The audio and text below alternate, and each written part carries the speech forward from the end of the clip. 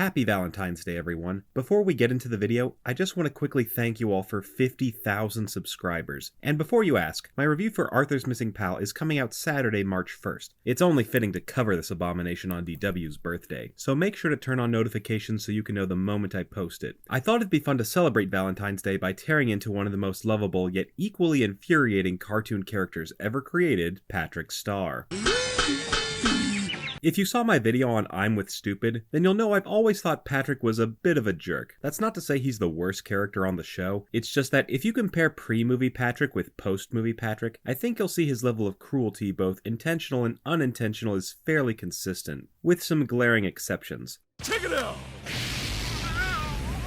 Doesn't that look fun?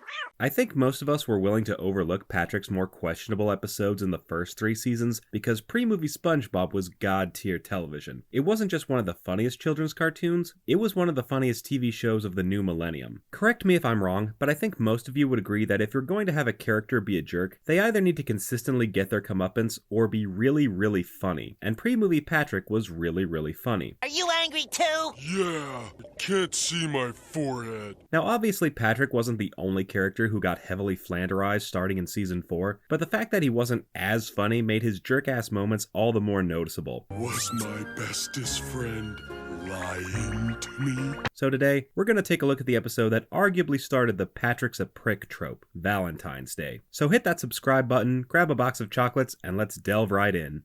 This video is brought to you by viewers like you. Thank you. Make sure to subscribe and help get this video to 4,000 likes. It's Valentine's Day in Bikini Bottom, because even though these free-range flounders had never heard of Santa Claus until Sandy showed up, they're somehow all too familiar with St. Valentino. SpongeBob goes around handing out Valentines to everyone in town, and nearly gets Mrs. Puff killed like he does on every other day of the year. Oh, SpongeBob!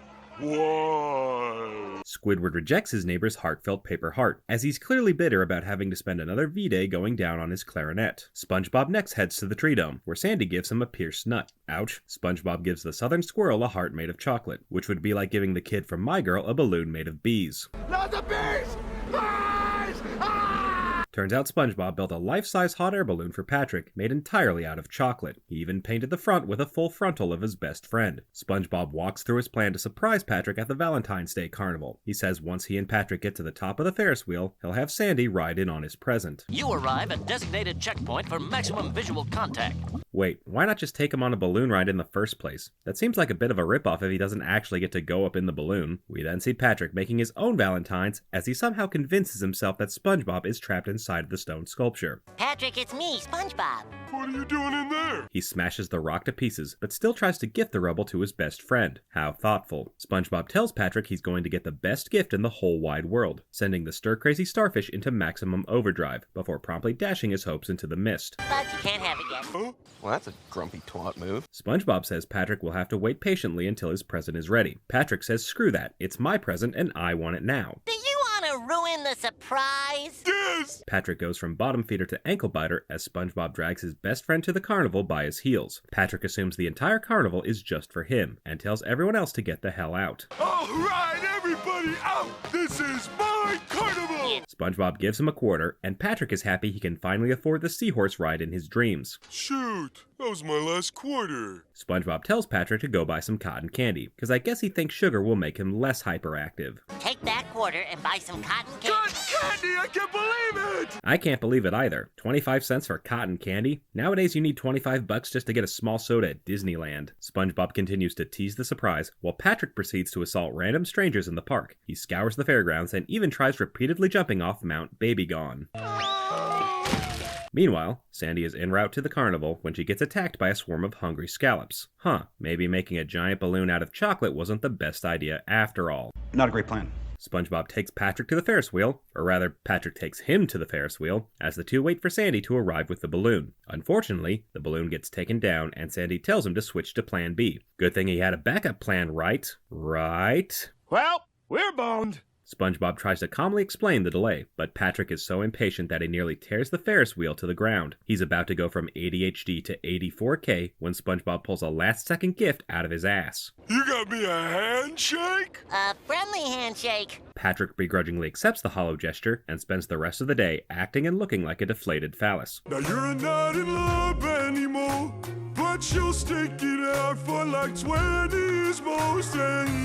The two head through this questionable-looking funhouse, and I swear there's a frame in the scene where you can see Patrick's balls. Patrick finally quits being passive-aggressive and instead decides to be aggressive-aggressive when he realizes he's the only one in town who didn't get a Valentine from SpongeBob. Can you believe this guy? I just met him this morning. Patrick needs love too! The smooth-brained starfish goes on a rampage, destroying the entire carnival, as apparently his love language is mindless violence. Patrick is so mad that he even calls out the creator of the Fairly OddParents for trying to one-up his show. I defy you, Heartman! SpongeBob finally stands up to the malicious meathead after he literally steals candy from a baby. Patrick threatens to throw all the carnival goers off the wharf, because it's not like these fish know how to swim. SpongeBob tries not to crap his square pants in front of the poster child for domestic abuse. You broke my heart! Now I'm gonna break something of yours! SpongeBob pleads with Patrick to spare the lives of the nameless background extras, but Patrick says they all deserve to suffer, since they didn't get him anything either.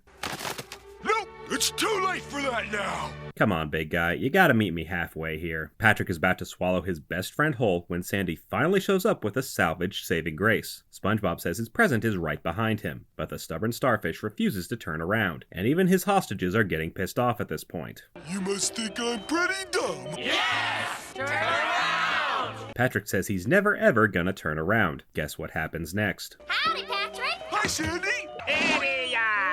Patrick finally gets his Valentine and then immediately destroys it, taking out half the wharf in the process. You didn't have to give me anything. Bite my ass, Patrick. Let's review. Patrick spent the entirety of Valentine's Day whining for a gift he didn't deserve, and took out his pent-up aggression on unsuspecting patrons. When SpongeBob's surprise took a dive, he was forced to come up with a backup plan to keep his best friend from tearing down the Ferris wheel with everyone on board. Patrick then spent the rest of the day being a butthurt beta, until he reached his breaking point and threatened to burn down the carnival and tear his best friend's heart out, literally. And even when he finally got his Valentine, he instantly destroyed it and then facetiously claimed he would have been happy with nothing, which we all know is exactly what he deserves. Nothing. Happy Valentine's Day, and F you, Patrick Star.